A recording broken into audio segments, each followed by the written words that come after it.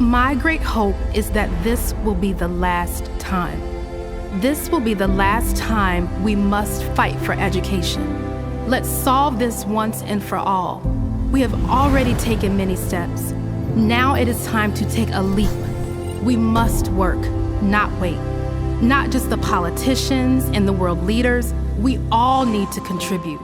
Me, you, we. It is our duty. Let us become the first generation to decide to be the last. Let us become the first generation that decides to be the last that sees empty classrooms, lost childhoods, and wasted potentials. Let this end with us. Let's begin this ending together, today, right here, right now. Let's begin this ending now.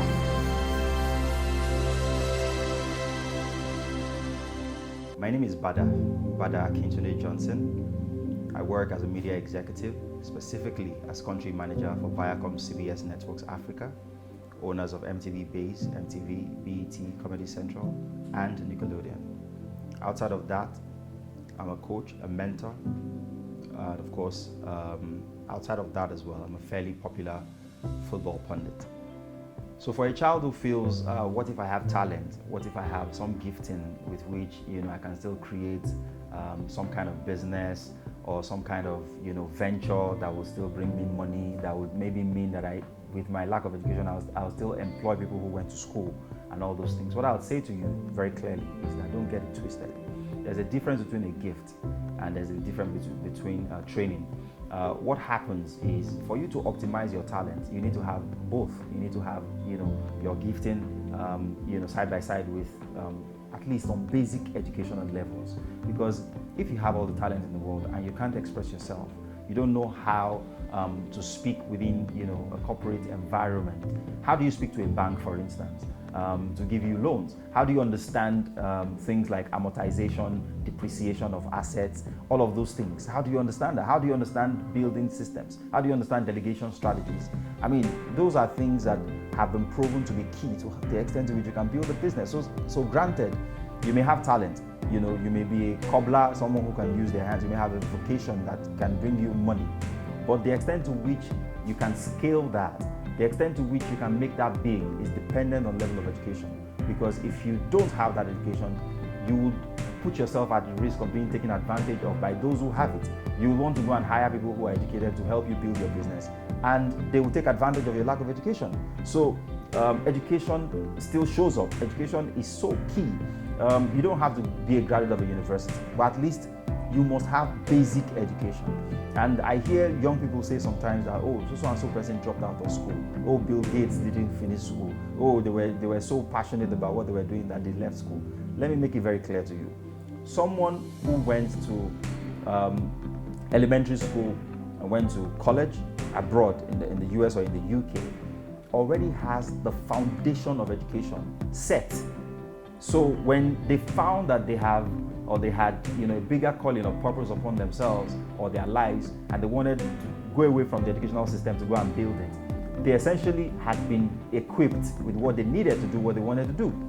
If they were stark illiterate, they would never have been able to do what they were able to do. They would never have been able to achieve what they were able to achieve, because it's high-level thinking that is required to build businesses of that scale, businesses of that size, businesses that would outlast people. You want your business to be around 100 years, 200 years from now, you need high-level thinking. You need, your mind enriched. You need, knowledge, which they say is power. For you to be empowered, for you to have that power, to grow businesses, to grow vocations into big businesses, you need education. So whether it happens now or happens later, and you'll see a lot of people who maybe started businesses that are already thriving, then they'll go back to school. It's fine. It doesn't matter. It's never too late. It doesn't matter when it happens. What matters is that it happens at all. And so the best thing you can do for yourself, it doesn't matter how talented you are, is to get the right structure, that is education, in place, so that you can fully optimize your success. If without education you would have achieved maybe 60% success, education would help you to get it up to 100%. That is the difference. Of course, yes, I have had serious challenges getting educated. First off, I remember when I was going into secondary school, my hope, my ambition was to go to a private secondary school. By the time, my parents didn't have the money to send me to a private school. Let's just call it what it is, because my older folks were in the university, and my parents were sort of overextended in terms of the commitment from a financial standpoint. So I was sent to a public school, Keke High School in Ogba, to be precise. As a matter of fact, I didn't accept that school in my heart until maybe I was like in GSS3, because it felt like I was being set up for failure. But as soon as I got there, I realized that I needed to focus on my education and make the most of it. And I'm glad today that in spite of what I thought was a setback, I've been able to achieve and accomplish almost everything, if not everything, that I set my heart to do it. The second story about challenges in education happened when I graduated from the university. So when I was in my final year, I'd applied to a few schools abroad for my master's, and I got an admission with the London School of Economics and University of East London. Unfortunately, by the time I graduated and I was supposed to start processing, paying tuition and all that, my dad was down ill with serious medical condition. And so I remember when, instead of heading to London to go and start off my postgraduate education, I was on an ABC bus heading to Enugu to go and start my youth service. I remember I was so disappointed, I was crying, but then they say when life gives you lemon, you make a lemonade. I thought as soon as I arrived in Enugu and I met some very interesting people from the garage, and we formed, a great bond, started to do things. I knew that my immediate environment, my physical environment, was not going to limit me.